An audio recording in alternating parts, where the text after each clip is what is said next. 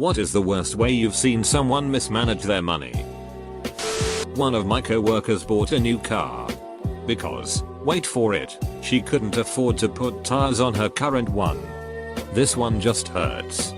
It hurts my brain. People only see the payments, not the cost. My brother-in-law bought a used BMW for $15,000 with a credit card at 26% APR. This is the winner. Yeah, he is the definition of financial irresponsibility. He used to buy Gucci belts and Armani shirts. Now that he has 2 young children, that stopped, and he is driving a beat-up Trailblazer. He is 42 now. Lives in a bedroom he rents from my in-laws with his 2 kids and wife, and is working 2 jobs to get by. It's sad, especially for my 2 nieces. But I feel little sympathy for him. BC 4 years I lectured him about being financially responsible, but he cared less about that than the image of having money he put out. Grew up fairly wealthy. Went to private school with lots of other wealthy kids. Knew one girl who had 2 wealthy parents pass away when she was young. She lived with an uncle. She was messed up as a kid. Really wild. Always the first to try everything. In her own way incredibly sweet. Always protected the less popular kids. Anyways. She hits 21. Gets a huge trust fund. Her uncle puts up a fight for the money because he knows she's going to go nuts with it. It wasn't for the cash. He had much more than her. Ultimately he loses and she gets everything. It's the beginning of the end for her. She blows through massive wealth in 2 years doing untold amounts of coke. Binge drinking. Trips to crazy places. Constantly surrounded by people using her for party money. We're talking millions of dollars here. Not a cent invested anywhere. Anyways. 2 years later she's back with the uncle. Not a penny to her name. He loves her, so of course takes her in.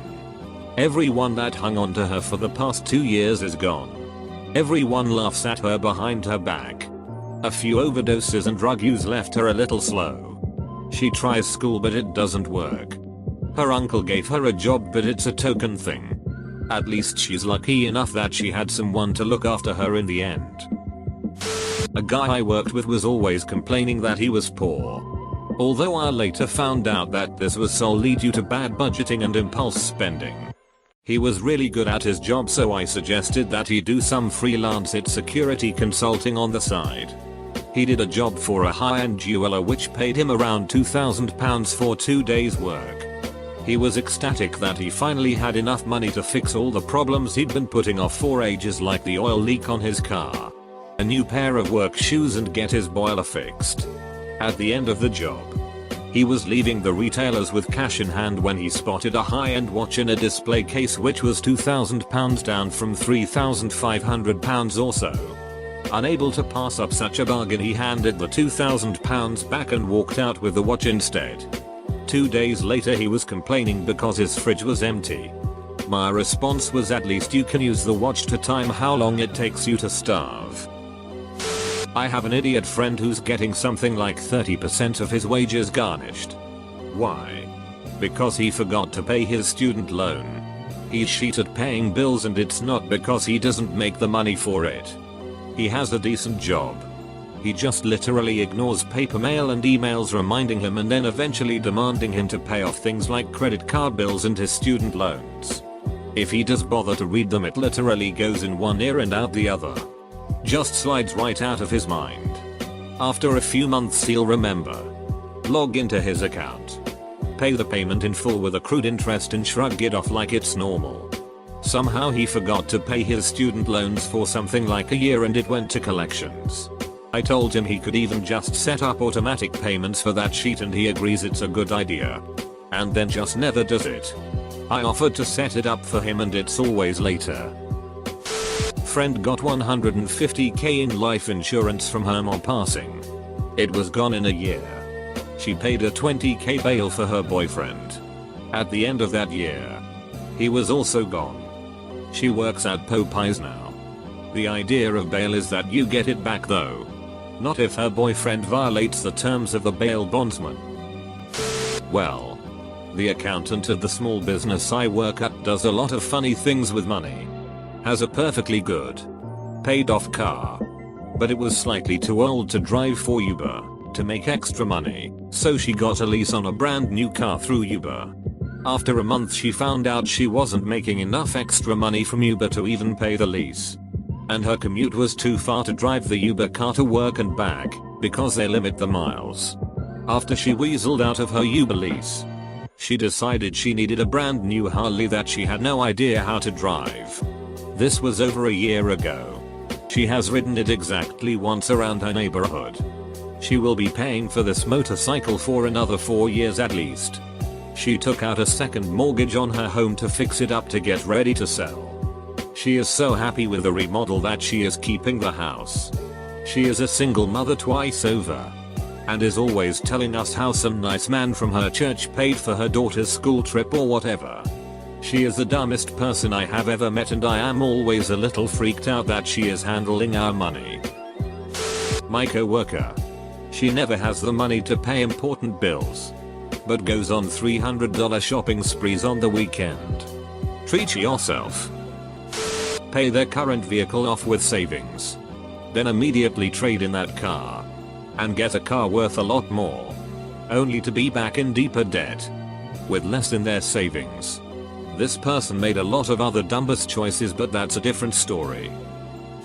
I went to community college my first year. I knew this guy that was from a super low income family and he received massive amounts of student loans. He blew it all on a used car, wheels and a sound system. I tried to tell him it was a loan and not a grant. He disagreed. Lost touch with him a year or two later, but he has to be underwater in debt. Divorce.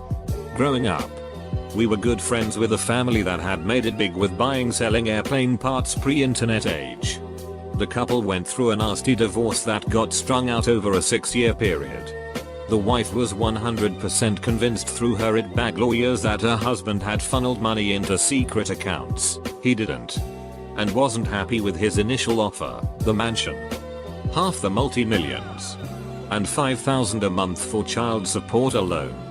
The court proceedings went on 4 years, and at the end of it all, they both pretty much had nothing due to court fees and lawyer fees. His business failed because of how unstable air travel became after 9/11.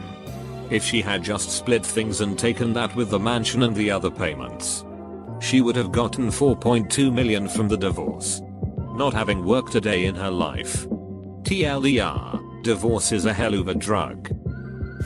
One of my old friends was living paycheck to paycheck, less than that a month.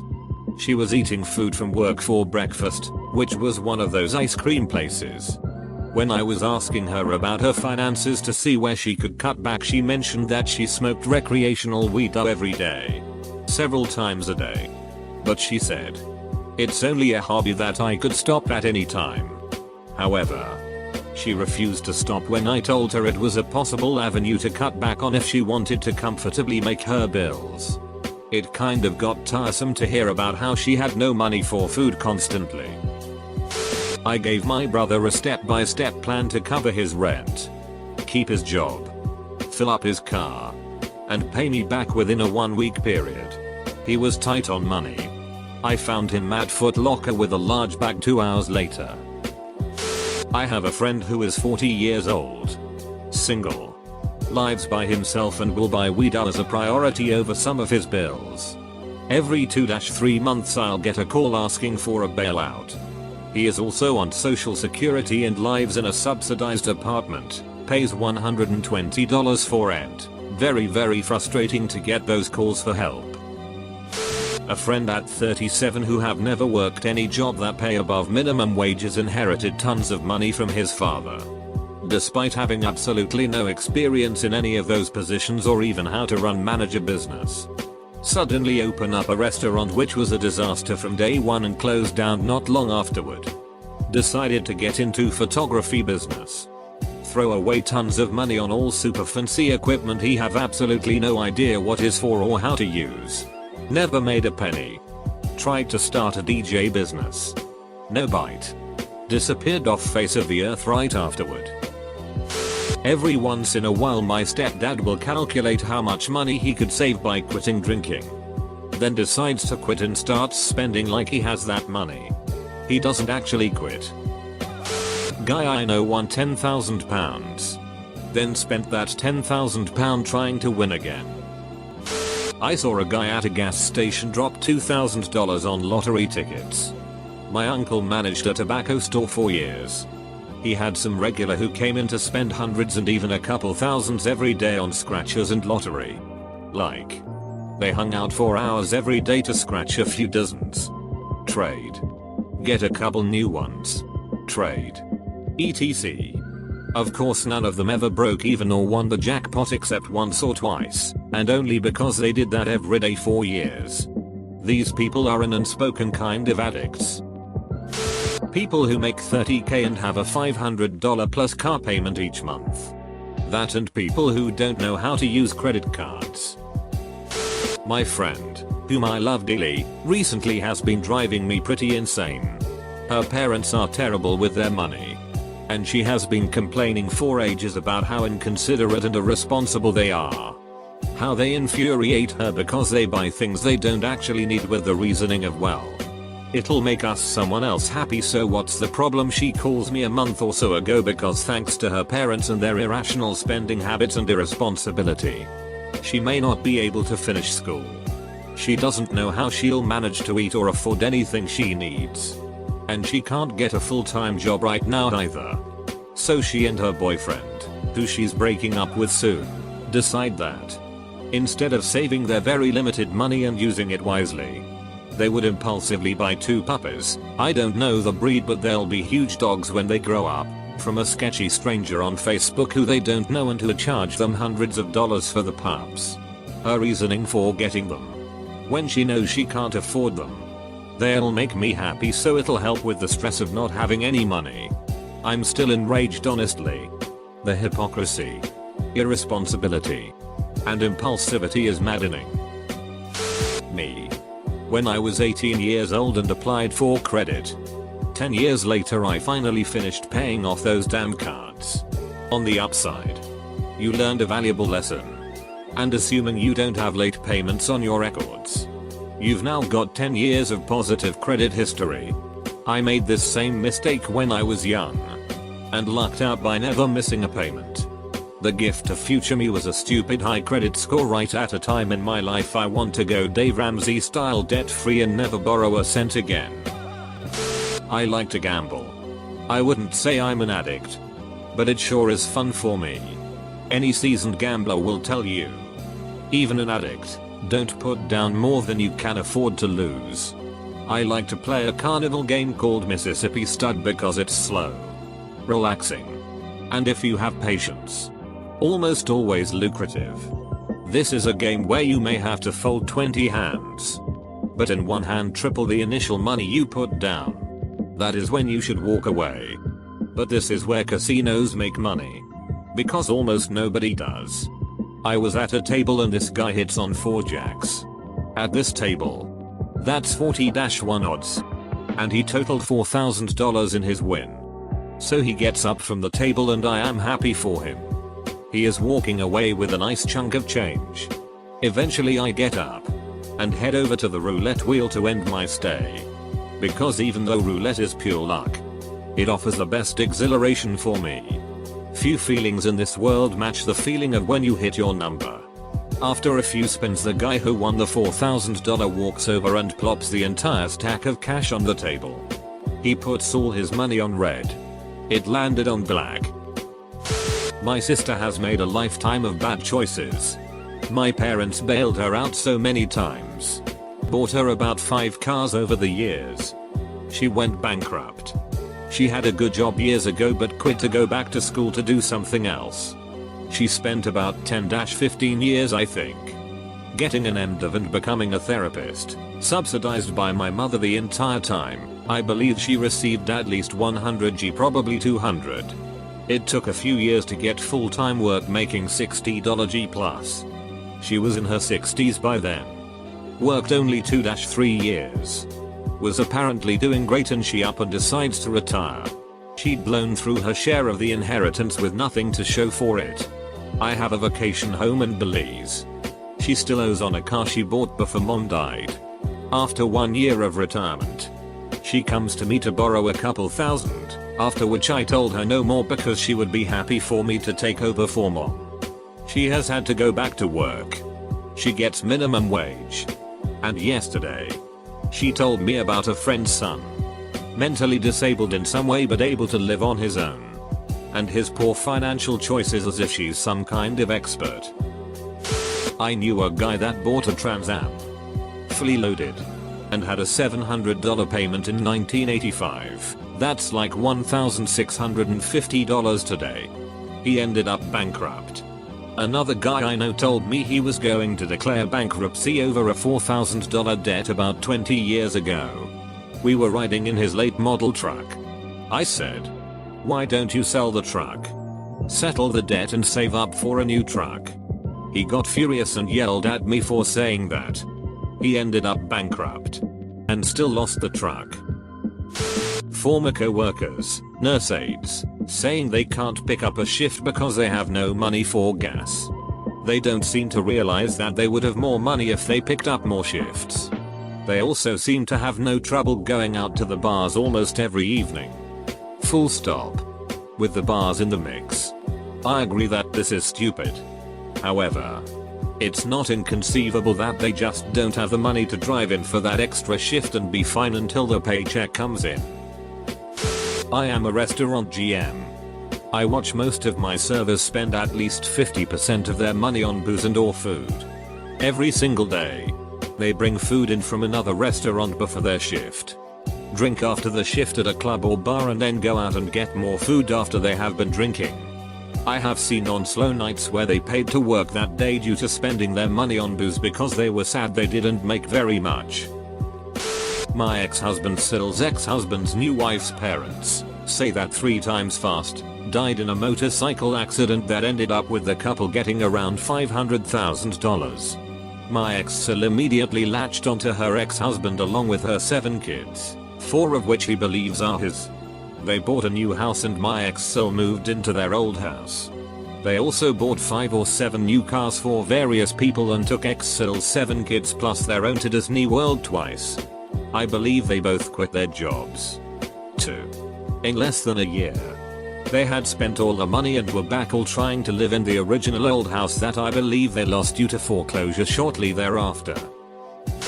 Guy I knew at uni spent his entire student loan allowance for the semester in 2 weeks. So he got a payday loan out to fund a night out. Like £100 at an extortionate payback rate. Ended up owing £8,000 in a few months. Got a credit card out to pay that off. Maxed out his credit card in maybe 6 months. He didn't work at uni. His family was on the darker side of poor. He was the kid that was going to make something of himself, so he got the absolute maximum in loans and bursaries.